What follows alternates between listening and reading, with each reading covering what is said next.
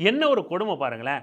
விவசாயிகள் டெல்லியோட கடும் பனியிலயும், குளிர்லயும் நடுங்கிக்கிட்டு 2 வருடங்கள கடந்து போராடினாலும், தமிழ்நாட்டோட விவசாயிகள் தமிழ்நாட்டில இருந்து போய் அம்மனமா நின்னு போராடினாலும், எலும்பு மண்டையோட்ட கையில வச்சுக்கிட்டு போராடினாலும், கண்டுகொள்ளாத நீதிமன்றங்களும், நீதிமன்றத்தின் உத்தரவ ஒரு பொருட்டாவே மதிக்காத ஒன்றிய அரசும், இந்த உயர் சாதியினர் வீதிக்கு வந்துட்டாங்கன்னு அப்படியே பதறி துடிக்கிறாங்கன்னா பாருங்களேன்.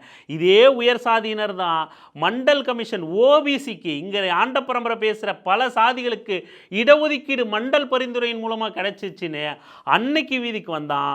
அன்னைக்கு வீதிக்கு வந்தவன் மறுபடியும் பல ஆண்டுகள் கழித்து, கிட்டத்தட்ட 50, 60 ஆண்டுகள் கழித்து மறுபடியும் அத்திப்பூத்தார் போல வீதிக்கு வந்திருக்கான்.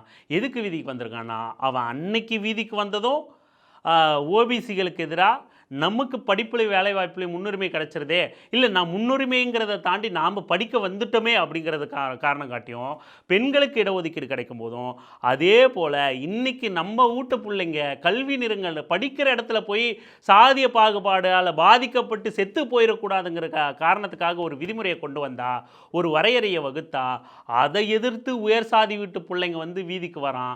அதை கண்டு பதறி போன நீதிமன்றம் தடை உத்தரவை விதிக்குதுன்னா, இந்த இந்த நாட்டில் நடைமுறைப்படுத்தப்படுற சட்டங்களும் திட்டங்களும் அரசு கட்டமைப்பும் அரசு எந்திரமும் யாருக்கானதாக இருக்குது அப்படின்னு இதை விட எளிமையாக உங்களால் இந்த தலைமுறையினால் புரிஞ்சுக்க ஒரு வாய்ப்பு கிடைக்காது அப்படின்னு நம்ம நினைக்கிறோம்.